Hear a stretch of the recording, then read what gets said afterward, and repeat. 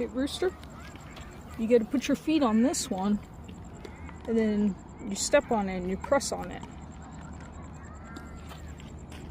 I think maybe they measured wrong. It doesn't look like your feet are gonna reach. Yeah, we'll have to wait till you grow a little bigger, I think.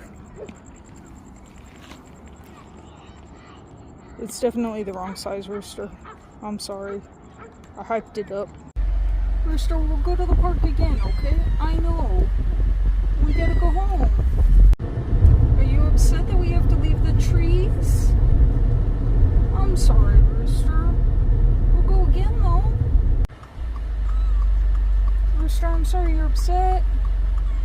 I know, but we can't stay at the park forever. No, we gotta go home and get food and water and stuff. Oh, I'm so sorry. Settle down, my little fairy princesses. It's time for the fairy sales princess meeting. Sales meeting? Yes, my little fairy princess. Sit back and relax, everyone. Did we get tired at the park? We climbed a lot of trees.